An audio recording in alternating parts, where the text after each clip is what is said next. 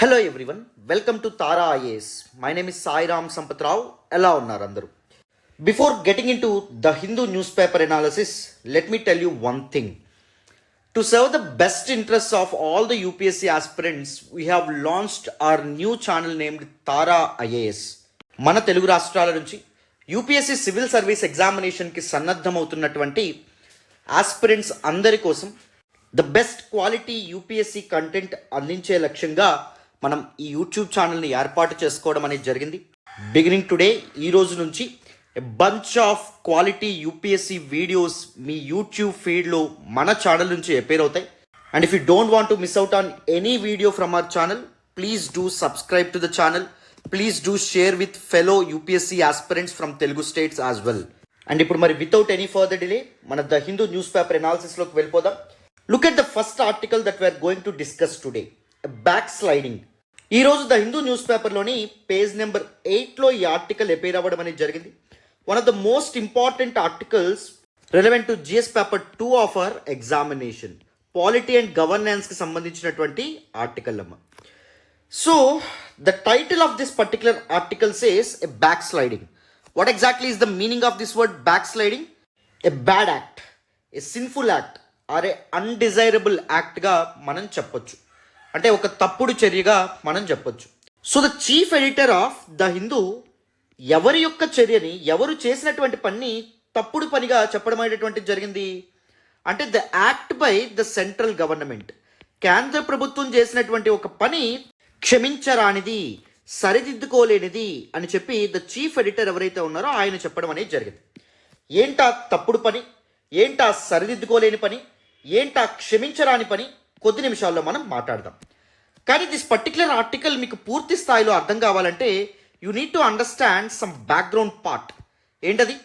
Foreign contribution regulation act of 2010 ఏదైతే ఉందో దీని గురించి మనం తెలుసుకోవాలి. సో డీటెయిల్డ్గా the background part, foreign contribution regulation act అంటే అర్థం ఏంటి, దాని యొక్క ప్రస్థానం ఎప్పుడు మొదలైంది, అది ఎప్పుడు రిప్లేస్ కాబడింది, దాని తర్వాత అమెండ్మెంట్స్ ఎప్పుడు జరిగినాయి, రీసెంట్ అమెండ్మెంట్స్ యొక్క ఇంపార్టెంట్ ప్రొవిజన్స్ ఏంటి, అండ్ ఈ ఫారిన్ కంట్రిబ్యూషన్ రెగ్యులేషన్ యాక్ట్కి అండ్ ఈ ఎడిటోరియల్కి, ఇంకా టు బి ప్రిసైజ్ ఈ ఫారిన్ కంట్రిబ్యూషన్ రెగ్యులేషన్ యాక్ట్కి సెంట్రల్ గవర్నమెంట్ చేసినటువంటి సో కాల్డ్ క్షమించరాని పనికి లింక్ ఏంటి, అది ఎస్టాబ్లిష్ చేసేటటువంటి ప్రయత్నం చేద్దాం. జాగ్రత్తగా అటెన్షన్ పే చేసి వింటే క్లియర్గా దిస్ పర్టికులర్ టాపిక్ అర్థమవుతుంది. వినాలమ్మా. వీలైతే ఈ సెషన్ని 1.5x స్పీడ్లో కానీ లేకపోతే 1.25x స్పీడ్లో కానీ చూసే ప్రయత్నం చేయండి. So that you can save your time and దాంతోపాటు మీకు better and optimum class experience కూడా ఉంటుంది. ఓకేనా? మరి without any further delay background part discuss చేద్దాం, వినాలి. So now let us look at foreign contribution regulation act. This foreign contribution regulation act was first enacted in 1976. 1976లో మొదటిసారి ఈ చట్టం చేయబడ్డం అనేది జరిగింది.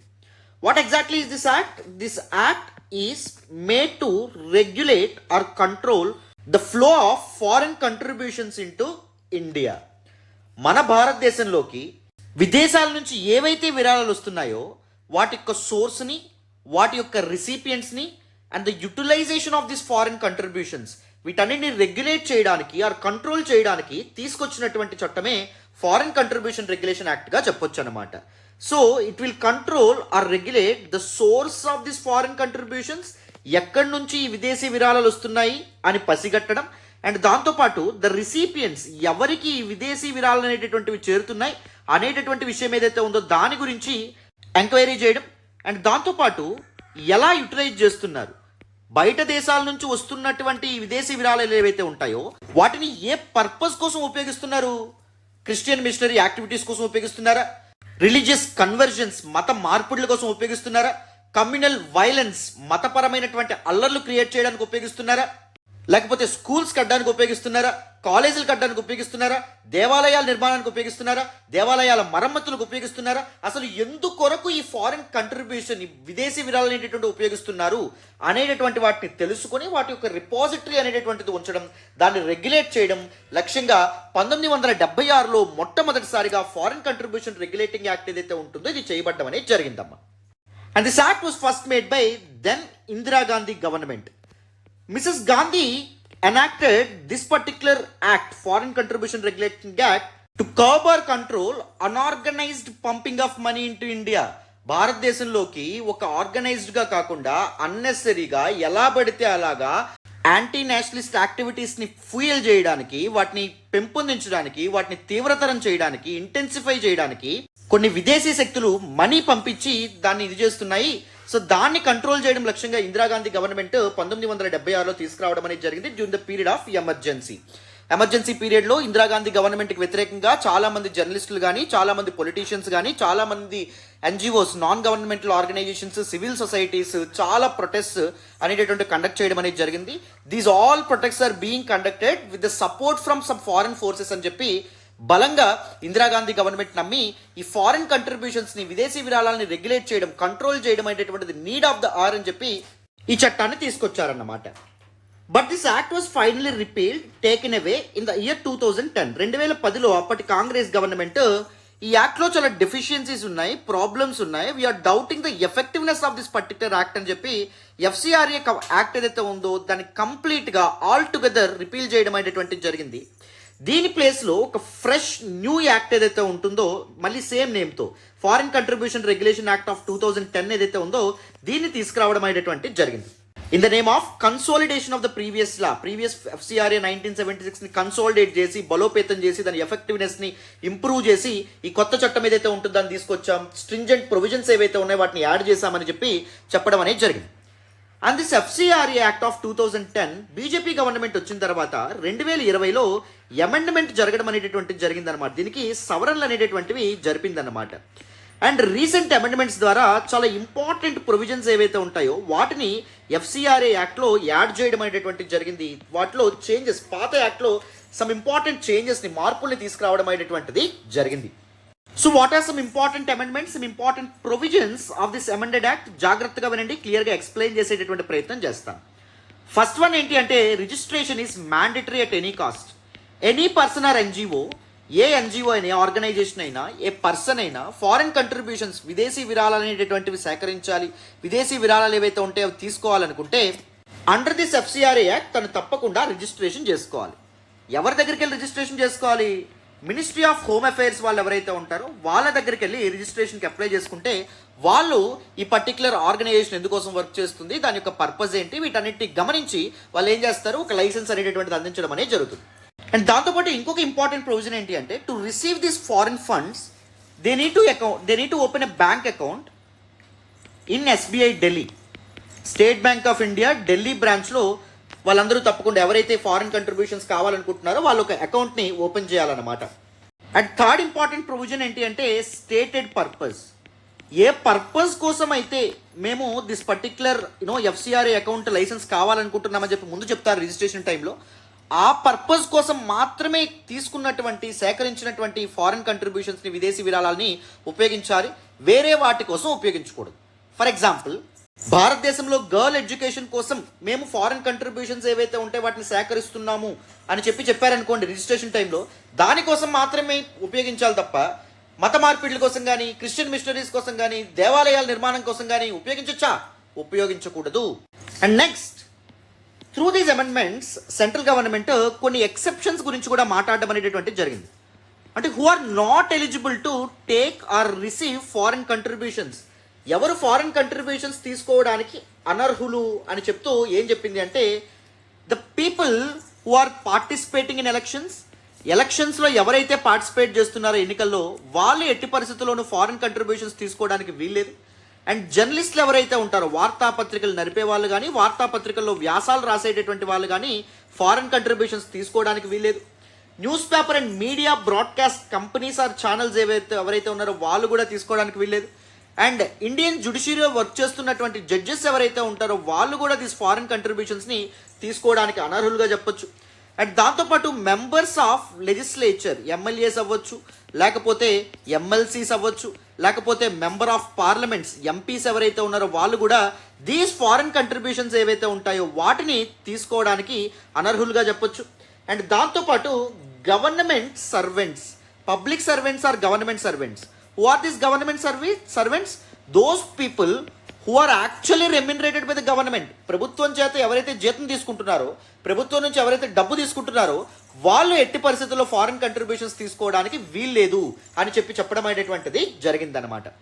అండ్ సమ్ ఇంపార్టెంట్ ఎక్సెప్షన్స్, వీటితో పాటు ఇంకొన్ని ఏం చెప్పడం అనేటువంటిది జరిగిందంటే, those people or those promoters of an NGO owners, లేకపోతే ఎన్జిఓ మేనేజర్స్, లేకపోతే ఒక పర్సన్ ఫారిన్ కంట్రిబ్యూషన్ తీసుకోవాలనుకుంటున్నటువంటి పర్సన్ మీద ఒకవేళ ఫోర్స్డ్ కన్వర్షన్స్, మత మార్పుళ్ళు అనేటటువంటి ముందు చేశాడని చెప్పి కేసు ఏమైనా ఉందనుకోండి అతని మీద, అతను ఫారిన్ కంట్రిబ్యూషన్స్ అనేటటువంటివి తీసుకోవడానికి అనర్హుడు అనమాట under this particular foreign contribution regulation act of 2010. And ఇంకొక ఇంపార్టెంట్ ప్రొవిజన్ ఏంటి అంటే సెడిషన్. ఒకవేళ దేశద్రోహం కేసు ఎవరి మీద నమోదైంది అనుకోండి, ఆ వ్యక్తి కూడా ఫారిన్ కంట్రిబ్యూషన్ తీసుకోవడానికి అనర్హులుగా చెప్పొచ్చు. అండ్ ఒక వ్యక్తి మీద కానీ, లేకపోతే ఒక ఎన్జిఓ యొక్క ఓనర్ మీద కానీ కమ్యూనల్ టెన్షన్స్, కమ్యూనల్ వైలెన్స్ అనేటటువంటి దానికి కారణమయ్యాడు, దాన్ని ఫ్యూయల్ చేశాడు, దాన్ని ఇంటెన్సిఫై చేశాడు అనేటటువంటి కేసు ఏమైనా ఉందనుకోండి, అతను కూడా దిస్ పర్టికులర్ ఫారిన్ కంట్రిబ్యూషన్స్ ఏవైతే ఉంటాయో అవి తీసుకోవడానికి అనర్హులుగా చెప్పొచ్చు. So these are some important provisions. And now let us look at the validity of this registration. The Ministry of home Affairs ఈ ఒకరు ఫారిన్ కంట్రిబ్యూషన్స్ మేము యాక్సెప్ట్ చేయాలనుకుంటున్నాం, ఫారిన్ కంట్రిబ్యూషన్స్ తీసుకోవాలనుకుంటున్నాం, మాకు రిజిస్ట్రేషన్ అనేటటువంటిది యాక్సెప్ట్ చేయండి, లైసెన్స్ ఇవ్వండి అని చెప్పి అప్లై చేసుకుంటే, ministry of home affairs licence ఇచ్చిందనుకోండి, that licence will be valid only for 5 years. 5 ఏళ్ళ తర్వాత that NGO or that person who wish to renew their registration or licence, వాళ్ళు ఏం చేయాలి, మళ్ళీ ఫ్రెష్గా రెన్యూల్ అప్లికేషన్ అనేటటువంటిది పెట్టుకోవాలి. I want to renew my registration చెప్పి రెన్యూల్ అనేటటువంటిది చేసుకోవాలన్నమాట. అండ్ వాళ్ళ యొక్క టైం వ్యాలిడిటీ కంప్లీట్ అయినటువంటి 6 months లోపు, 6 నెలల లోపు వాళ్ళు రెన్యూల్ చేసుకోవడానికి అప్లికేషన్ అనేటువంటిది పెట్టుకోలేదనుకోండి, అప్పుడు వాళ్ళ యొక్క ఎఫ్సిఆర్ఏ అకౌంట్ ఏదైతే ఉంటుందో అది రద్దు అవుతుంది. రిజిస్ట్రేషన్ టైంలో ఏదైతే బ్యాంక్ అకౌంట్ ఇచ్చారో ఆ బ్యాంక్ అకౌంట్ కూడా కంప్లీట్గా క్లోజ్ అవ్వడం అనేది జరుగుతుంది. So with in 6 months of the date of expiry of the registration వాళ్ళు తప్పకుండా మినిస్ట్రీ ఆఫ్ హోమ్ అఫైర్స్లోకి వెళ్ళి రెన్యూ చేసుకోవాలి, లేకపోతే ఎఫ్సిఆర్ఏ అకౌంట్ ఏదైతే ఉంటుందో అది కంప్లీట్గా క్లోజ్ అవ్వడం అనేటువంటి జరుగుతుంది. And this particular act also empowered the central government, especially ministry of home affairs, ఎలాంటి ఒక ప్రొవిజన్ ఇవ్వడం అనేది జరిగింది, ఎలాంటి ఒక అథారిటీ ఇవ్వడం అనేది జరిగింది, to cancel an FCRA registration of any NGO if it finds that NGO is violation of the act.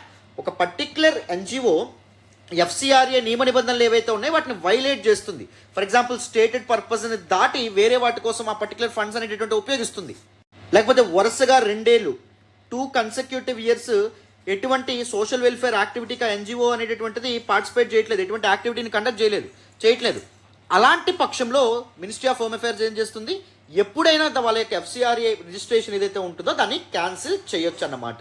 ఒకసారి ఒక ఎన్జిఓ యొక్క రిజిస్ట్రేషన్ క్యాన్సిల్ అయితే it is not eligible for registration for next 3 years.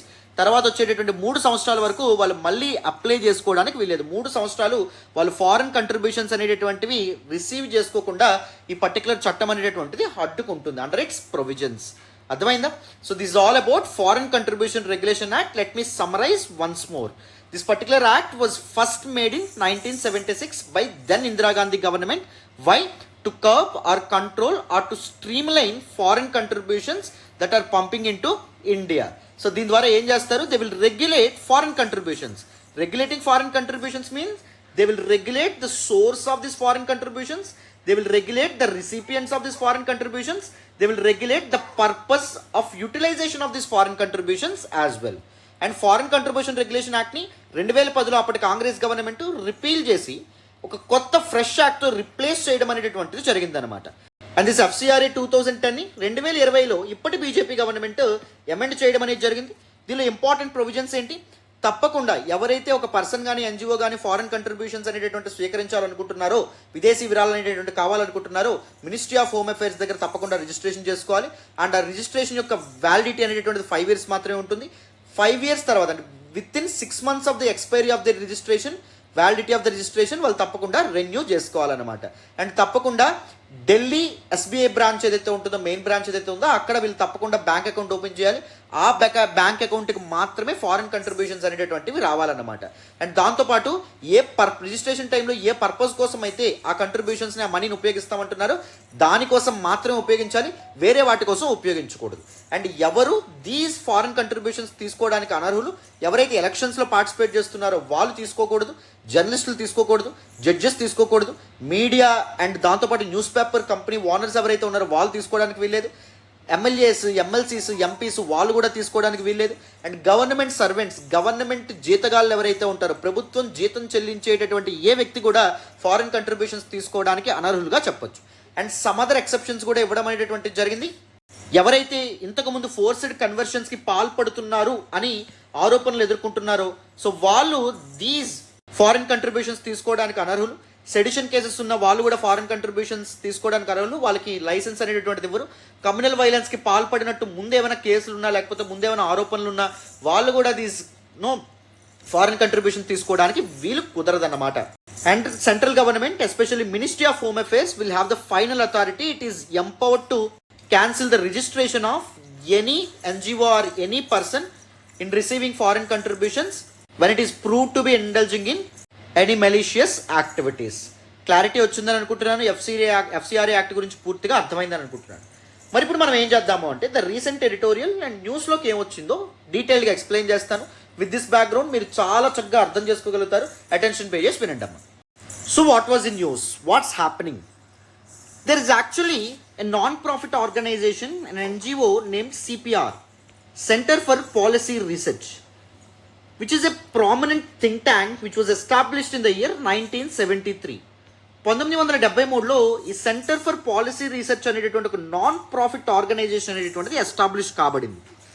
What exactly is the mandate of this particular CPR, this particular organisation? To conduct research activities.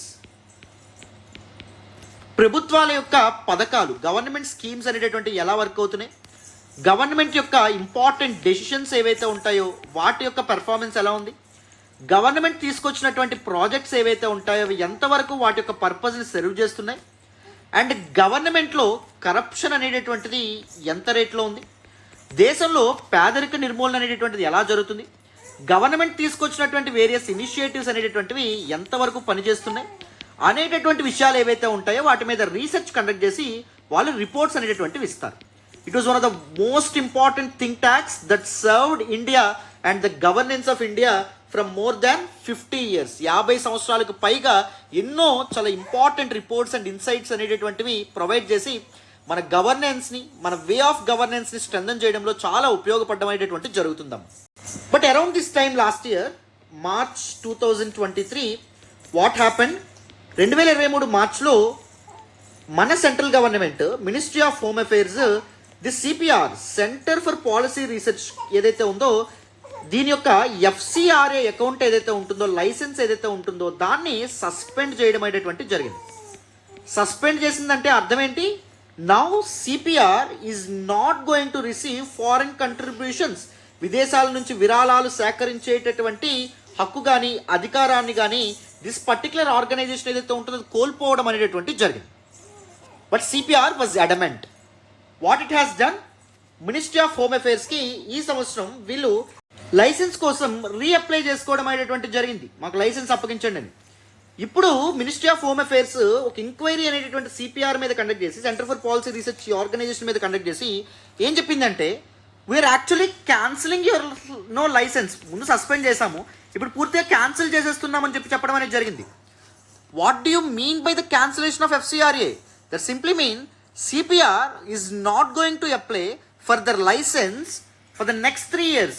రాబోయే 3 ఏళ్లలో this organisation అనేటటువంటిది foreign contribution regulation act ప్రకారం licence కోసం మళ్ళీ apply చేసుకోవడానికి వీలుండదు.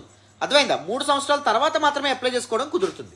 And mind you, CPR ఏదైతే ఉందో, centre for policy research ఏదైతే ఉందో దీని యొక్క ఆపరేషనల్ కాస్ట్, ఆపరేషన్స్కి అయ్యేటటువంటి మనీలో చాలా వరకు అరౌండ్ 60% ఆఫ్ ద ఫండ్స్ అది ఎలా సమకూర్చుకుంటుందంటే ఫారిన్ కంట్రిబ్యూషన్స్, ఫారిన్ డొనేషన్స్ నుంచి మాత్రమే సమకూర్చుకోవడం అనేది జరుగుతుంది.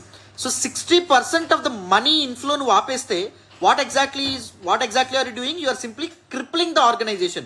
You are simply pasting an end card to this particular organization. And you all know that these NGOs or non-profit organizations act as a bridge between the government and the people or public or masses. ప్రభుత్వానికి and దాంతోపాటు ప్రజలకి మధ్య ఒక వారధిలాగా ఇవి ఉండమనేటటువంటి జరుగుతుంది. ప్రభుత్వం యొక్క schemes పీపుల్కి తెలియజేస్తాయి. ప్రభుత్వం యొక్క పనితీరు గురించి పీపుల్కి చెప్పడం అనేటటువంటి జరుగుతుంది. పీపుల్ ఎలక్షన్స్ టైంలో కాన్షియస్ డిసిషన్స్ అనేటటువంటివి తీసుకోవడానికి, ఎవరికి ఓటేయాలి, ఎవరికి ఓటేయకూడదు, ఎవరు మంచి చేశారు, ఎవరు వాళ్ళ తరపున నిలబడ్డారు అని తెలుసుకోవడానికి దీస్ ఎన్జిఓస్ అనేటటువంటి ఉపయోగపడడం అనేటటువంటిది జరుగుతుంది. అండ్ ఈవెన్ గవర్నమెంట్స్ వాళ్ళ యొక్క పనితీరు ఎలా ఉంది, ఎక్కడ ఇంప్రూవ్ చేసుకోవచ్చు, ఎక్కడ డ్రాబ్యాక్స్ అనేవి ఉన్నాయి, ఎక్కడ ప్రాబ్లమ్స్ అనేవి ఉన్నాయి ఐడెంటిఫై చేయడానికి కూడా దీస్ ఎన్జిఓస్ వీళ్ళు ఇచ్చేటటువంటి అనాలిసిస్ రిపోర్ట్స్, వీళ్ళ రీసెర్చ్ వర్క్స్ చాలా ఉపయోగపడమైనటువంటి జరుగుతుంది. So we can simply call as these NGOs or these civil society organizations are a backbone to democracy. ప్రజాస్వామ్యానికి ఒక వెన్నుముకగా మనం చెప్పొచ్చు. And we boast our country as the largest democracy in the world. ప్రపంచంలోనే అతి పెద్ద ప్రజాస్వామ్యంగా మనం చెప్పడం అనేటువంటి జరుగుతుంది. రీసెంట్గా G20 సమిట్లో విశ్వగురు, ప్రపంచానికే గురువుగా మనం చెప్తాం. ద మదర్ ఆఫ్ డెమోక్రసీ అనేటటువంటి పేరుతో మన భారతదేశాన్ని మనం పిలుచుకోవడం అనేటువంటి జరిగింది. మరి అతిపెద్ద ప్రజాస్వామ్యానికి, ఈ విశ్వగురువుకి, ఈ మదర్ ఆఫ్ డెమోక్రసీ యొక్క the backbone, what exactly is the backbone? These NGOs or civil societies ఏవైతే ఉంటాయో వాటి యొక్క స్వేచ్ఛని, వాటి యొక్క అటానమీని నువ్వు అండర్మైన్ చేస్తూ ఉంటే డెమోక్రసీ నిజంగా సస్టైన్ అవుతుందా ఇండియాలో? అవ్వదు అని చెప్పి మనకి ఇక్కడ ఎడిటర్ చెప్పడం అనేది జరిగింది. And US based non profit organization Freedom House ఇండియాని ఒక ఎలక్టోరల్ ఆటోక్రసీగా చెప్పడం అనేటువంటి జరిగిందనమాట. అంటే ఇండియాలో ఎలక్షన్స్ జరుగుతాయి, పీపుల్ ఎలక్టెడ్ రిప్రజెంటేటివ్స్ని, ప్రజాప్రతినిధులు ఎన్నుకుంటారు, కరెక్టే. But India is not a democracy. భారతదేశం మాత్రం ప్రజాస్వామ్యబద్ధమైనది కాదు. ఇండియా ఈజ్ ఆటోక్రసీ, నియంతృత్వం. ఎందుకంటే ప్రజాప్రతినిధులు ఏమనుకుంటే అది చేస్తారు, ఎలా కావాలంటే అలా చేస్తారు, ప్రజల యొక్క సమ్మతికి విరుద్ధంగా కూడా ఏ పనులైనా చేయగలరు అని చెప్పి యునైటెడ్ స్టేట్స్ ఆఫ్ అమెరికాకు చెందినటువంటి ఒక ఆర్గనైజేషన్, ఫ్రీడమ్ హౌస్ అనే ఆర్గనైజేషన్ చెప్పడం అనేటటువంటిది జరిగిందనమాట. But why central government has done this to CPR? Centre for policy research ఏదైతే ఉందో దాని యొక్క లైసెన్స్ ఎందుకు సస్పెండ్ చేసి, ఎందుకు క్యాన్సిల్ చేయడం అనేటువంటి జరిగింది? గవర్నమెంట్ చెప్తున్నటువంటి ఆరోపణ ఏంటి అంటే these people are actually running current affairs programmes అని చెప్పి గవర్నమెంట్ చెప్పడం అనేటువంటి జరిగింది. అంటే these people what they are actually doing, they are releasing some important reports, research works చేసి రిపోర్ట్స్ అనేటటువంటి ఇస్తున్నారు, వేరే స్కీమ్స్ ఎలా పనిచేస్తున్నాయి ఏంటో చెప్తున్నారు. బట్ గవర్నమెంట్ వీటి రిపోర్ట్స్ ఎలా ట్రీట్ చేయడం అనేది జరిగింది? Current affairs programmes, news paper articles అనేటటువంటి మీరు ఇచ్చేస్తున్నారు. సో జర్నలిస్టులు లేకపోతే న్యూస్ పేపర్ ఆర్టికల్స్ని లేదు పబ్లిష్ చేసేటటువంటి media and news paper companies foreign contributions తీసుకోవడానికి అనర్హులు అనే విధంగా మేము ఆల్రెడీ చెప్పాం కదా. మరి అందుకే సిపిఆర్కి మేము క్యాన్సిల్ చేస్తున్నాం, foreign contribution regulation act licence ఏదైతే ఉందో అది అని చెప్పి గవర్నమెంట్ చెప్పడం అనేటటువంటిది జరిగింది. సో ఇలా ఆర్బిట్రరీగా అంటే యథేచ్ఛగా ఇష్టానుసారంగా సెంట్రల్ గవర్నమెంట్, కేంద్ర ప్రభుత్వం ఇలాంటి చర్యలు చేస్తే అది చాలా తప్పు, ప్రజాస్వామ్యానికే భంగపాటు అని చెప్పి మనకి ఇక్కడ ఎడిటోరియల్లో మన chief editor of the Hindu చెప్పడం అనేది జరిగింది. బట్ ఏంటి అసలు ఎందుకు సిపిఆర్కి నిజంగా క్యాన్సిల్ చేయడం అనేది జరిగిందంటే దెర్ వర్ 2 ఇంపార్టెంట్ రీజన్స్ అని చెప్పి క్రిటిక్స్ చెప్తారు. నాట్ మీ, క్రిటిక్స్ ఏం చెప్తారు అంటే the centre for policy research ఎప్పటి నుంచో ప్రభుత్వానికి వ్యతిరేకంగా యాంటీ గవర్నమెంట్ స్టాన్స్ అనేటటువంటి తీసుకోవడం అనేటటువంటి జరుగుతుంది. ప్రభుత్వం యొక్క పనితీరు బాగాలేదన్నట్టుగా రిపోర్ట్స్ అనేటటువంటి రిలీజ్ చేస్తుంది, బయాస్డ్గా ఉంటున్నాయని చెప్పి కొంతమంది అంటారు. And it is also releasing reports that are detrimental to the businesses of Adani and Ambani. Adani and Ambani start చేసేటటువంటి ప్రాజెక్ట్స్ అండ్ ఇనిషియేటివ్స్ ఏవైతే ఉంటాయో వాటి కారణంగా ఎన్విరాన్మెంటల్ డ్యామేజ్ అనేటటువంటిది జరుగుతుంది అని చెప్పి దిస్ పర్టిక్యులర్ సిపిఆర్ చాలా రిపోర్ట్స్తో చాలా ఆర్టికల్స్తో ముందుకు రావడం అనేటటువంటి జరిగింది. సో అదానీ అండ్ అంబానీ ఎవరైతే ఉన్నారో వాళ్ళకి ఇన్వెస్ట్మెంట్స్కి వీటన్నిటికీ ప్రస్తుత సెంట్రల్ గవర్నమెంట్ సపోర్ట్ చేస్తుంది కాబట్టి వాళ్ళకి వ్యతిరేకంగా ఉన్నటువంటి సిపిఆర్ ఏదైతే ఉందో దాన్ని అడ్డుకోవాలనుకుంటుంది ప్రభుత్వము, కేంద్ర ప్రభుత్వం అని చెప్పి క్రిటిక్స్ చెప్పడం అనేటటువంటిది జరిగిందనమాట. బట్ గవర్నమెంట్ చెప్తుంది ఏంటి? These people are running current affairs programmes and under the provisions of FCRA the companies or media houses that publish newspaper articles or current affairs related aspects, they are not eligible to take or receive foreign contributions. That is the reason why we are cancelling the license of CPR, FCRA license of CPR అని చెప్పి మనకి చెప్పడం అనేటటువంటిది జరిగిందనమాట. This is the entire article. So కంప్లీట్గా డీటెయిల్డ్గా FCRA అంటే ఏంటి, ద ప్రెజెంట్ ఆర్టికల్ ఏంటి, ఇవన్నీ పూర్తి స్థాయిలో మీకు అర్థమైనాయి అని అనుకుంటున్నానమ్మా. This all about today's article and without any further delay మనం నెక్స్ట్ ఆర్టికల్ డిస్కస్ చేద్దాం. అటెన్షన్ పేజెస్ వినాలి. ఈ రోజు ద హిందూ ఎనాలిసిస్లో మనం మాట్లాడుకునే నెక్స్ట్ ఆర్టికల్ చూడండి.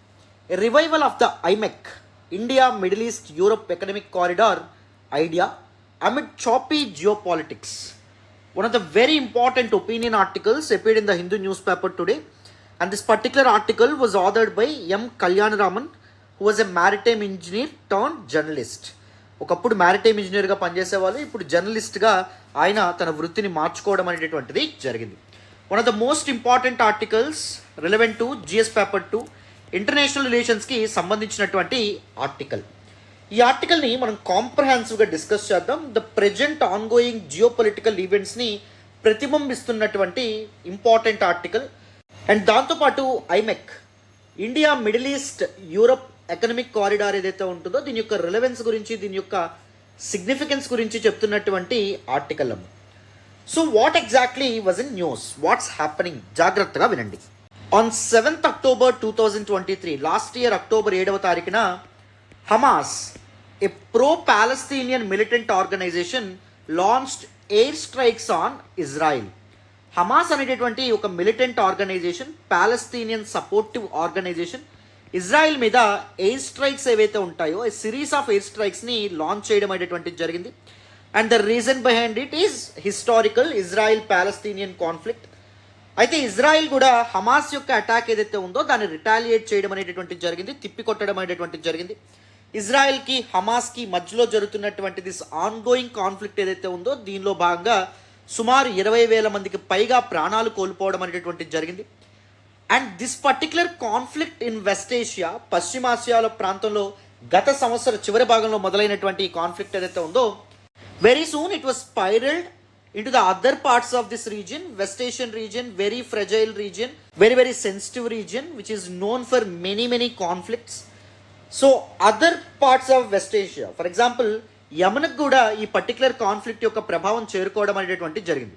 యమన్లో కూడా సివిల్ వార్ అనేటటువంటిది 2012లో స్టార్ట్ అవ్వడం అనేది జరిగింది. 2011లో మొదలైనటువంటి అరబ్ స్ప్రింగ్ ఏదైతే ఉందో దాని కారణంగా చాలా కాన్ఫ్లిక్ట్స్ మొదలైనవి. సిరియన్ సివిల్ వార్ కానీ, యమన్ కాన్ఫ్లిక్ట్ కానీ లాంటివి స్టార్ట్ అయినాయి. సో ఈ కాన్ఫ్లిక్ట్ మీద కూడా దీని ప్రభావం పడ్డం అనేటటువంటిది జరిగింది. యమన్లో ఉన్నటువంటి important rebel group, don't worry నేను బేసిక్ కూడా చెప్తాను, అసలు వరీ అవ్వమాకండి, బట్ మీకు కాంటెక్స్ట్ ఎక్స్ప్లెయిన్ చేస్తున్నాను. యమన్లో ఉన్నటువంటి important rebel group they are Houthis. Houthis are Shia Islamistic group. So these Houthis ఏం చేయడం అనేటటువంటిది జరిగిందంటే యమన్ యొక్క వెస్టర్న్ కోస్ట్ గుండా రెడ్ సీలో పాస్ అవుతున్నటువంటి మ్యారిటైమ్ షిప్స్ ఏవైతే ఉంటాయో వాటి మీద చాలా అటాక్స్ అనేటటువంటి వీళ్ళు చేయడం అనేటటువంటిది జరిగింది. మరి మ్యారిటైమ్ షిప్స్ మీద వీళ్ళు అటాక్ అనేటటువంటి చేస్తే గ్లోబల్ ఎకానమీ మీద కూడా సివియర్ ఇంపాక్ట్ పడుతుంది. అందుకే United States of America and UK వీళ్ళు ఒక మ్యారిటైమ్ కోయిలేషన్గా ఏర్పడి హౌదీస్ మీద ఎయిర్ స్ట్రైక్స్ చేయడం అనేటటువంటిది మొదలుపెట్టారు, అటాక్స్ చేయడం అనేటటువంటిది మొదలుపెట్టారు. ఎందుకంటే in order to stabilise global economy, in order to curb or control the intensification of these conflicts, these issues. మరి రెడ్ సీ అండ్ దాంతోపాటు అడ్జాయినింగ్ ఏరియాస్లో ఇంత ఇబ్బందులు, ఇంత ఇబ్బందికరమైన పరిస్థితులు ఉన్నప్పుడు ఈ లాజిస్టిక్స్ ఆపరేటర్స్ కానీ లేకపోతే మ్యారిటైమ్ షిప్స్ మెయింటైన్ చేసేటటువంటి ఓనర్స్ కానీ they are considering an alternative route. Suez Canal route ఏదైతే ఉంటుందో దాన్ని ఫస్ట్ ఎందుకు ఆప్ చేశారు? ఆఫ్రికా చుట్టూ తిరిగి యూరప్కి వెళ్లకుండా ఇది ఒక ఆర్టిఫిషియల్ వాటర్ కనెక్టివిటీ ఉన్నటువంటి ఇది కాబట్టి, కెనల్ కాబట్టి, సో ఈజీగా ఎకనామికల్లీ వాళ్ళకి వైబుల్ అవుతుంది కాబట్టి చూస్ చేసుకున్నారు. కానీ వీళ్ళు షిప్స్ని ఈ మిలిటెంట్ ఆర్గనైజేషన్స్ పేల్ చేస్తూ ఉంటే అది ఇంకా పెద్ద నష్టం చేకూరుస్తుంది, అవునా కదా? సో అందుకే వీళ్ళు ఏమనుకుంటున్నారు, సూయస్ కెనల్ కాకుండా ఇంకొక ఆల్టర్నేటివ్ మ్యారిటైమ్ రూట్ అనేటువంటిది ఉంటే బాగుంటుంది అని చెప్పి అనుకుంటున్నారు. మరి ఈ కాంటెక్స్ట్లో ఎప్పుడో ప్రపోజ్ చేసినటువంటి ఐమెక్ India Middle East Europe economic corridor ఏదైతే ఉందో ఇది ఒక బెస్ట్ ఆల్టర్నేటివ్ అని చెప్పి మనకి కళ్యాణరామన్ గారు చెప్పడం అనేటటువంటిది జరిగింది. బట్ ఐమెక్ అనేటటువంటిది మెటీరియలైజ్ అవ్వడానికి చాలా ప్రాబ్లమ్స్ ఉన్నాయి. జియో పొలిటికల్ ఇష్యూస్ అయితేనేమి లేకపోతే అదర్ ఇష్యూస్ అయితేనేమి చాలా ఉన్నాయి. వాటిని ఎలా ట్యాకిల్ చేయొచ్చో కూడా మనకి చెప్పడం అనేటటువంటిది జరిగింది. ఇప్పుడు మనం ఏం చేద్దాము అంటే బేసిక్స్ ఆఫ్ దిస్ పర్టికులర్ టాపిక్లోకి వెళ్దాం. ఫస్ట్ మ్యాప్ పాయింటింగ్ మాట్లాడదాం. Where exactly is this Suez Canal exist? Yemen ఎక్కడుంది, ఇజ్రాయిల్ ఎక్కడుంది, పాలస్తీన్ ఎక్కడుంది, యమన్లో జరుగుతున్నటువంటి ఇష్యూ ఏంటి, అండ్ దాంతోపాటు వెస్ట్ ఏషియా రీజియన్లో ఎందుకు దీస్ కాన్ఫ్లిక్ట్స్ అనేటటువంటివి ఫీల్ అవుతున్నాయి, ఎందుకు స్ప్రెడ్ అవుతున్నాయి, ఇలాంటి ఇంపార్టెంట్ ఆస్పెక్ట్స్ ఏవైతే ఉంటాయో బేసిక్స్ డిస్కస్ చేసిన తర్వాత I will be discussing this particular article entirely comprehensively. ఓకేనా? మరి అటెన్షన్ పేజెస్ వినండి అమ్మ. So first important geographical locations మనం తెలుసుకునే ప్రయత్నం చేద్దాం. వినండి. ఇది మనకు ఎంతో ఇష్టమైనటువంటి ఆర్ బ్యూటిఫుల్ ఇండియా. ఇండియా పక్కనే పాకిస్తాన్ ఉంది, పాకిస్తాన్ పక్కనే ఇరాన్ అనేటటువంటిది ఉంది, ఇరాన్ పక్కన చూడండి సౌదీ అరేబియా ఉంది. సౌదీ అరేబియాకి వెస్ట్ సైడ్ ఉన్నటువంటి ఈ సీనే రెడ్ సీగా మనం చెప్పడం అనేటటువంటిది జరుగుతుందన్నమాట. ఈ రెడ్ సీకి ఇక్కడ ఉన్నటువంటి మెడిటరేనియన్ సీకి మధ్యధరా సముద్రానికి కలిపేటటువంటి ఒక ఆర్టిఫిషియల్ సీ లెవెల్ వాటర్ వేనే, అంటే మ్యాన్ మేడ్ వాటర్ వేనే మనం సూయజ్ కెనాల్గా చెప్పడం అనేటటువంటి జరుగుతుంది. సూయజ్ కెనాల్ 1869లో దీని యొక్క కన్స్ట్రక్షన్ కంప్లీట్ అయిందనమాట. అంతకుముందు దీస్ షిప్స్ అనేటటువంటి ఎలా ట్రావెల్ అయ్యేవి, ఇదిగోండి ఇలా ఆఫ్రికాని చుట్టి ఇలా యూరప్కి చేరుకోవడం అనేటటువంటి జరిగేదనమాట. కానీ సూయజ్ కెనాల్ కన్స్ట్రక్షన్ అయిన తర్వాత 1869 తర్వాత ఈ పర్టికులర్ జర్నీ టైం చాలా తగ్గిపోయింది, చాలా డబ్బులు వీళ్ళకి కలిసి రావడం అనేటటువంటిది జరిగింది, అండ్ ఇలా చాలా బెనిఫిట్స్ అనేటటువంటి మొదలవ్వడం అనేది జరిగింది. And this canal separates African continent on one side and Asian continent on the other side, and it provides the shortest maritime route between Europe and the Indian and Western Pacific regions అనమాట. So Indian ocean region and western Pacific regions ఏవైతే ఉంటాయి ఈ ప్రాంతాన్ని and దాంతోపాటు యూరప్ని కలపడానికి ఒక shortest రూట్గా మనం చెప్పొచ్చు. And world's mostly heavily use shipping లేన్స్గా, షిప్పింగ్ ఛానల్స్గా మనం దీన్ని చెప్పొచ్చు. సూయజ్ కెనాల్ గుండా సుమారు రోజుకి 50కి పైగా షిప్స్ అనేటటువంటివి ట్రావెల్ చేస్తాయి. చాలా చాలా గూడ్స్ అనేటటువంటి కూడా ట్రావెల్ అవ్వడం అనేటువంటి జరుగుతుంది. గ్లోబల్ ట్రేడ్కి one of the important water connectivity ప్లాట్ఫామ్గా మనం చెప్పొచ్చు అనమాట. ఇక్కడ వెస్ట్ ఏషియన్ మ్యాప్ మీకు రైట్ సైడ్ నేను పెట్టడం అనేటటువంటి జరిగింది. చూడండి ఇక్కడ నేను చెప్తున్నాను, ఇదిగోండి this is what Suez Canal. ఇది సూయజ్ కెనాల్. సూయజ్ కెనాల్ ఇప్పుడు ఎవరి కంట్రోల్లో ఉంది? ఈజిప్ట్ అనేటటువంటి సూయజ్ కెనాల్ని మెయింటైన్ చేస్తుంది. 1869లో సూయజ్ కెనాల్ని కంప్లీట్ చేసినటువంటి వాళ్ళు ఎవరు? బ్రిటిషర్స్ అండ్ దాంతోపాటు ఫ్రెంచ్ వాళ్ళు కంప్లీట్ చేశారు. బట్ 1956లో 1956లో సూయజ్ కెనాల్ నేషనలైజ్ అయ్యి ఈజిప్ట్కే కంప్లీట్గా పరిమితం అవ్వడం అనేది జరిగింది. Egypt had taken the ownership of this Suez Canal. Suez Canal actually connects Mediterranean Sea and Red Sea, and Suez Canal separates African continent and Asian continent. Very important, గుర్తుపెట్టుకోండి. నవ్వు మరి ఇప్పుడు ఇంతకీ ఇజ్రాయిల్ ఎక్కడుంది, పాలస్తీన్ ఎక్కడుంది and వాటి యొక్క కథ ఏంటి తెలుసుకునే ప్రయత్నం చేద్దాం, వినాలి. సో చూడండి అమ్మ, దిస్ ఇస్ వాట్ ఇక్కడ మీకు ఒక స్ట్రిప్ అనేటటువంటిది కనిపిస్తుంది. మెడిటరేనియన్ సీ యొక్క ఈస్టర్న్ కోస్ట్లో మీకు ఇక్కడ ఇజ్రాయిల్ ఏదైతే ఉందో ఇజ్రాయిల్ కనిపించడం అనేటువంటి జరుగుతుంది. Israel had many names. కొంతమంది ఇజ్రాయిల్ని ప్యాలెస్తీన్ అనే పేరుతో పిలుస్తారు, యూదులు మాత్రం దాన్ని యూదుల యొక్క హోమ్ ల్యాండ్గా పిలవడం అనేటువంటి జరుగుతుంది. అండ్ ఇజ్రాయిల్ అండ్ ప్యాలెస్తీన్కి మధ్య గొడవకు గల మెయిన్ రీజన్ ఏంటి అంటే రిలీజియన్, మతం ఏదైతే ఉందో మతం. ప్రపంచంలో చాలా కాన్ఫ్లిక్ట్స్కి మతం కారణం. అలాగే ఇజ్రాయిల్ ప్యాలెస్తీన్ కాన్ఫ్లిక్ట్ కూడా మతమే కారణం. ఫర్ ఎగ్జాంపుల్ ఇండియా పాకిస్తాన్ వార్కి కూడా కాన్ఫ్లిక్ట్స్ కూడా మతమే కారణం. And Iran and Saudi Arabia conflict కూడా మతమే కారణం.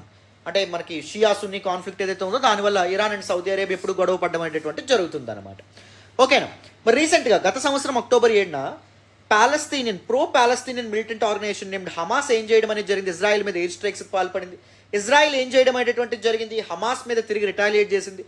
And these Palestinian centric region, పాలస్తీనియన్లు ఎక్కువగా ఉండేటటువంటి ప్రాంతం ఏదైతే ఉందో ద గాజా స్ట్రిప్, ఈ గాజా స్ట్రిప్ని ఓపెన్ ఎయిర్ ప్రిజన్గా మార్చడం అనేటటువంటిది జరిగిందనమాట. అంటే ఈ ఎన్సర్కిల్డ్ గాజా ఎంటైర్లీ. ఈ గాజా ఏదైతే ఉందో దీనిలోకి ఫుడ్ అనేటటువంటిది వెళ్లకుండా, వాటర్ సప్లై వెళ్లకుండా, మెడిసిన్స్ వెళ్లకుండా చుట్టూ నిర్బంధించడం అనేటటువంటిది జరిగింది. ఒక ఓపెన్ ఎయిర్ ప్రిజన్ కింద మార్చడం అనేటటువంటిది జరిగింది. ఎంతోమంది ప్రాణాలు కోల్పోయారు. హ్యుమానిటేరియన్ క్రైసిస్ మధ్యలో గాజా ఏదైతే ఉంటుందో అది కొట్టుమిట్టాడడం అనేటటువంటిది జరుగుతుంది. మరి ఇజ్రాయిల్ పాలస్తీనియన్ కాన్ఫ్లిక్ట్ ఏదైతే ఉందో దీని యొక్క ప్రభావం ఈ వెస్ట్ ఏషియాలో ఉన్నటువంటి వేరే ప్రాంతం మీద కూడా ఒక దాని మీద పడింది అనమాట. ఏంటా రీజియన్ అంటే యమన్. ఇదిగోండి ఇక్కడ యమన్ మీకు కనిపిస్తుందని అనుకుంటున్నాను. So geographically some important points మీకు చెప్తాను చూడండి. సో ఇక్కడ మీకు పెర్షియన్ గల్ఫ్ కనిపిస్తుంది. పెర్షియన్ గల్ఫ్ని ఆనుకున్నటువంటి కంట్రీస్ 8. ఆ 8 కంట్రీస్ ఏంటో నా కామెంట్ బాక్స్లో తెలియజేయండి. పెర్షియన్ గల్ఫ్ని అండ్ దాంతోపాటు అరేబియన్ సీ ఏదైతే ఉంటుందో అరేబియన్ సీని కలిపేటటువంటి స్ట్రైట్ అంటే జలసంధి ఏంటమ్మా అంటే స్ట్రైట్ ఆఫ్ హార్ముజ్. ఇది కూడా one of the very very important strait. జలసంధి వరల్డ్ ట్రేడ్కి చాలా, గ్లోబల్ ట్రేడ్కి చాలా ఇంపార్టెంట్. ఎందుకంటే మెజారిటీ ఆఫ్ ఆయిల్ ట్రేడ్ దీని నుండే జరగడం అనేది జరుగుతుంది. ఇక్కడ చూడండి మీకు గల్ఫ్ ఆఫ్ ఒమన్ ఏదైతే ఉందో అది కనిపిస్తుంది. ఇక్కడ మీకు ఒమన్ కనిపిస్తుంది. ఒమన్కి ఆనుకున్నటువంటిదే గల్ఫ్ ఆఫ్ ఒమన్ ఏదైతే ఉందో ఒమన్. అండ్ ఇక్కడ చూడండి దిస్ అరేబియన్ సీని అండ్ దాంతోపాటు దిస్ పర్టికులర్ రెడ్ సీని కలిపేటటువంటి స్ట్రైట్ ఏంటి అంటే బాబ్ అల్ మండేబ్ స్ట్రైట్. ఇది కూడా one of the very important స్ట్రైట్గా మనం చెప్పొచ్చు. ఎందుకంటే majority percentage of the global trade దీని గుండా కూడా పాస్ అవుతుంది కాబట్టి. ఇక్కడ గల్ఫ్ ఆఫ్ యాడెన్ కనిపిస్తుంది.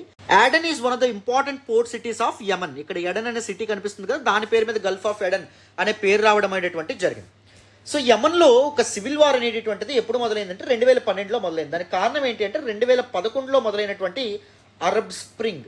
అరబ్ స్ప్రింగ్ ఎక్కడి నుంచి మొదలైందంటే ట్యునీషియన్ రెవల్యూషన్ నుంచి మొదలవడం అనేటువంటి జరిగింది. Tunisia is one of the most important northern African country. అక్కడ ప్రో డెమోక్రటిక్ ప్రొటెస్ట్ ఏవైతే ఉంటాయో మొదలవడం అనేది జరిగింది. Arab Spring is actually series of pro democratic movements started in various despotic countries. ముఖ్యంగా ఇస్లామిక్ నేషన్స్ ఏవైతే ఉంటాయో అక్కడ చాలా కాలం పాటు ఒక డెస్పోట్ రూల్ చేయడం అనేది జరిగింది. దెర్ వాజ్ ఆ కంప్లీట్ అబ్సెన్స్ ఆఫ్ డెమోక్రసీ. పీపుల్కి పవర్ అనేటటువంటిది ఉండేది కాదు, పీపుల్కి రైట్స్ అనేటటువంటి ఉండేవి కాదు.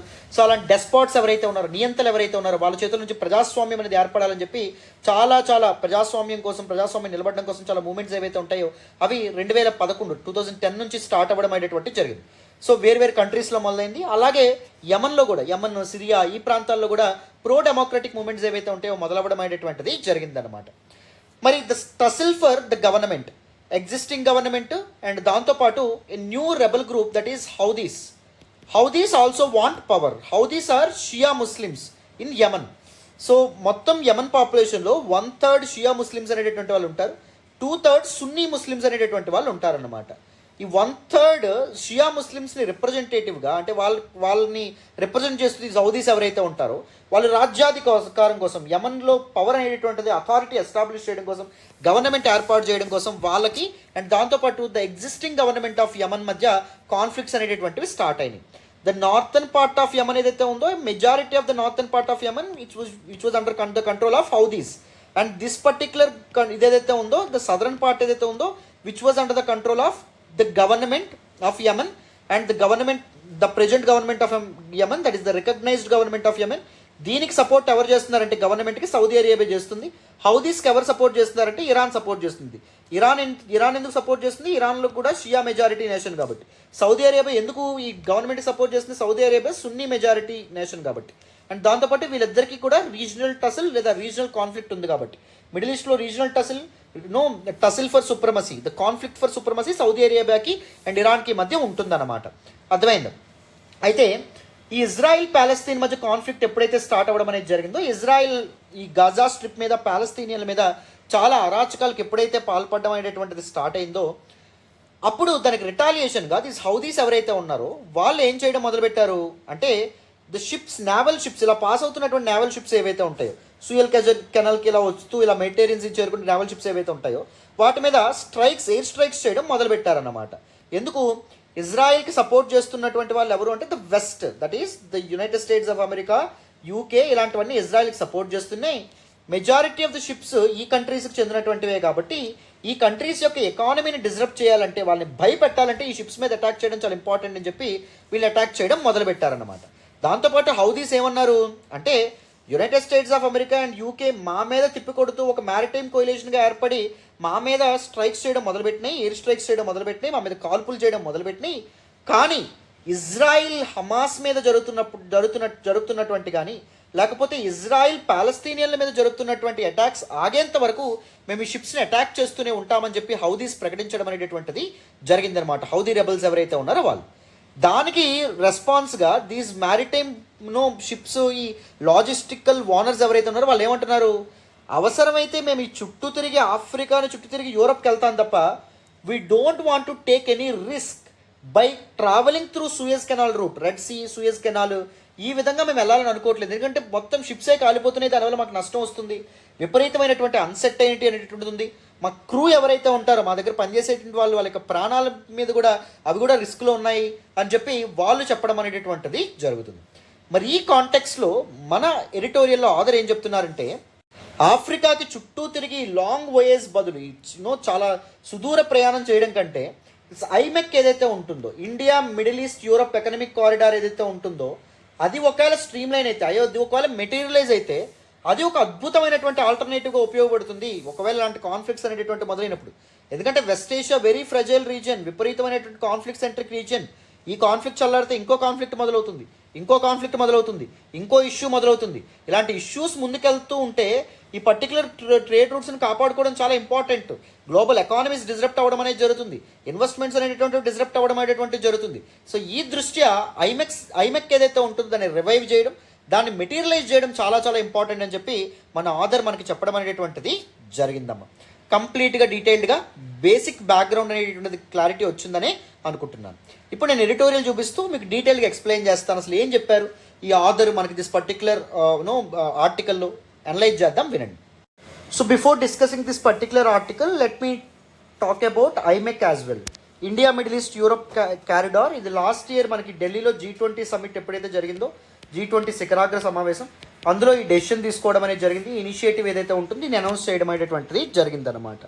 It is actually connectivity platform and this ఐమెక్ comprises of 2 corridors. One is east corridor, ఇండియాలోని ముంబై ఏదైతే ఉందో మన ముంబై పోర్ట్స్ నుంచి అండ్ అరేబియన్ గల్ఫ్ ఏదైతే ఉంటుందో ఇక్కడ వరకు కనెక్ట్ అవ్వడం అనేది జరుగుతుంది, దీన్ని ఈస్ట్ కారిడార్ అంటారు. అండ్ అరేబియన్ గల్ఫ్ నుంచి ఇక్కడ వరకు ఇజ్రాయిల్ వరకు ఉండేటటువంటి దాన్ని ద నార్థన్ కారిడార్ పేరుతో పిలవడం అనేటువంటిది జరిగిందనమాట. సో దీనిలో బోత్ సీ రూట్ అనేటటువంటిది ఉంటుంది అండ్ దాంతోపాటు రైల్ రూట్స్ కూడా దీనిలో భాగంగా ఉండడం అనేటువంటిది జరుగుతుంది. సో దీని యొక్క సిగ్నేటరీస్ ఎవరంటే మన ఇండియా దీని మీద సైన్ చేయడం అనేది జరిగింది. యునైటెడ్ స్టేట్స్ ఆఫ్ అమెరికా కూడా డెవలప్ చేస్తానని చెప్పింది. Saudi Arabia and United Arab Emirates, UAE, European Union, EU, Italy, France and Germany ఇవన్నీ ఈ పర్టికులర్ ప్రాజెక్ట్ మీద సైన్ చేయడం అనేటువంటిది జరిగిందనమాట. సో ఒక కాంప్రహెన్సివ్ ట్రాన్స్పోర్టేషన్ నెట్వర్క్ ఏదైతే ఉందో అది క్రియేట్ చేయడానికి, ట్రాన్స్పోర్టేషన్ ఎఫిషియన్సీని పెంచడానికి, కాస్ట్ అనేటటువంటి తగ్గించడానికి, ఒక ఎకనామిక్ యూనిటీ గురించి కూడా అన్ని దేశాలు కలిపి దిస్ పర్టికులర్ దీనిలో భాగం అవడం వల్ల అందరూ దాని నుంచి లివరేజ్ చేసుకోవచ్చు అండ్ దాంతోపాటు ఎంప్లాయ్మెంట్ కూడా జనరేట్ అవ్వడం అనేది జరుగుతుంది. సో వీటన్నింటి కోసం ఇది ఏర్పాటు చేయడం అనేది జరిగింది. And counter to China's belt and road initiative as well. China belt and road initiative లేదా one belt one road initiative ఏదైతే ఉందో దీన్ని 2013లో అనౌన్స్ చేయడం అనేటువంటి తీసుకురావడం అనేది జరిగింది. All around the world various rail networks and దాంతోపాటు డిఫరెంట్ రూట్స్ ఏవైతే ఉంటాయి వాటిని ఏర్పాటు చేయడం అనేది జరుగుతుంది. సో చైనాని కౌంటర్ బ్యాలెన్స్ చేస్తూ this particular initiative India Middle East Europe corridor ఏదైతే ఉందో ఐమెక్ ఏదైతే ఉందో దాన్ని లాస్ట్ ఇయర్ G20 సమ్మిట్లో భాగంగా తీసుకురావడం అనేటువంటి జరిగిందనమాట. ఇప్పుడు ఏదైతే దిస్ సూయజ్ కెనాల్ రూట్ ఏదైతే ఉందో దాని వల్ల చాలా ప్రాబ్లమ్స్ అనేటటువంటి తలెత్తున్నాయో దీనికి ఆల్టర్నేటివ్గా దిస్ ఐమెక్ అనేటటువంటి చాలా ఉపయోగపడుతుందని చెప్పి మనకి ఆథర్ దిస్ పర్టికులర్ ఆర్టికల్లో చెప్పడం అనేటువంటిది జరిగిందమ్మా. But is quoting some geopolitical issues as well. What exactly are some geopolitical issues? So ఇందులో భాగస్వాములుగా ఉండేటటువంటి వాళ్ళు ఇప్పుడు వేటిని కలుపుతుంది ఇది చూడండి. ఇక్కడ సౌదీ అరేబియాలో ఉండేటటువంటి పోర్ట్స్ అండ్ ఇంపార్టెంట్ సెంటర్స్ని కలుపుతుంది, ఇజ్రాయెల్ని కూడా కలుపుతుంది. But now Israel and Saudi Arabia are at odds with each other. అంటే రెండు ఒకదాంతో ఒకటి పడకుండా ఉండడం అనేటువంటి జరిగింది. ఎందుకు? Because Israel is launching Islamist Palestinian people. Gaza ఏదైతే ఉందో గాజా పైన అటాక్స్ చేయడం అనేటువంటి జరుగుతుంది కాబట్టి ఇజ్రాయిల్. సో ఇప్పుడు సౌదీ అరేబియా ఇజ్రాయిల్ని రెండింటిని ఒప్పించడం చాలా చాలా కష్టం, ఎందుకంటే they are against each other now. ఇదొక ఇంపార్టెంట్ ఇష్యూ. అండ్ దాంతోపాటు టర్కీ ఏదైతే ఉందో టర్కీని కూడా ఈ ఐమెక్ ప్రోగ్రామ్ నుంచి ఎక్స్క్లూడ్ చేయడం అనేటువంటిది జరిగింది. ఎందుకంటే because of some issues between Turkey and United States of America, Turkey and వెస్ట్కి మధ్య కొన్ని ఇష్యూస్ ఏవైతే ఉంటాయో అవి కంటిన్యూస్గా ముందుకు వెళ్ళడం వల్ల.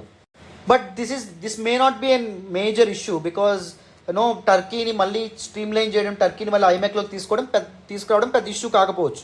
సమ్ మిడిల్ మెన్ ఎవరైతే ఉంటారో ఒక బ్రోకరేజ్ చేసి లాబింగ్ చేసి టర్కీని కూడా ఐమెక్లో జాయిన్ చేయడం ద్వారా ఏం చేయొచ్చు, కాంప్రహెన్సివ్ ప్రోగ్రామ్ ఇచ్చేయచ్చు. బట్ కానీ ఇంపార్టెంట్ ప్రాబ్లం ఏంటి, సౌదీ అరేబియా అండ్ ఇజ్రాయెల్కి మధ్య ప్యాక్ట్ అనేటటువంటిది ఆ రెండింటిని కలపడం అనమాట for the larger wellbeing of global economy.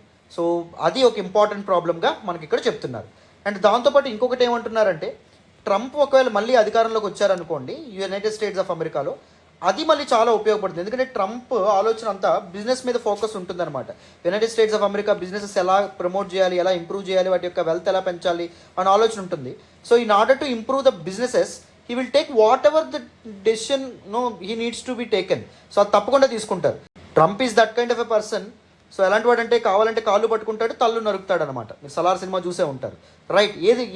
ఆ దేశానికి యుఎస్ హెజ్మోనీ, యుఎస్ డామినెన్స్ని కాపాడడానికి ఏం చేయాలో ప్రతిదీ ట్రంప్ చేయడం అనేది జరుగుతుంది. అగ్రెసివ్ పాలసీ తీసుకుంటాడు అండ్ దాంతోపాటు కన్సిలేషన్ కూడా వెళ్ళడం అనేటువంటి జరుగుతుంది. ఫర్ ఎగ్జాంపుల్ తాలిబన్స్ని ఎలా వాళ్ళకి పీస్ ప్యాక్ చేసుకున్నారో మీరు గమనించారు, రైట్? ట్రంప్ ఉండేటప్పుడు, ట్రంప్ లాస్ట్ టైంలో ఉన్నప్పుడు తాలిబన్స్తో పీస్ ప్యాక్ చేసుకోవడం అనేది జరిగింది.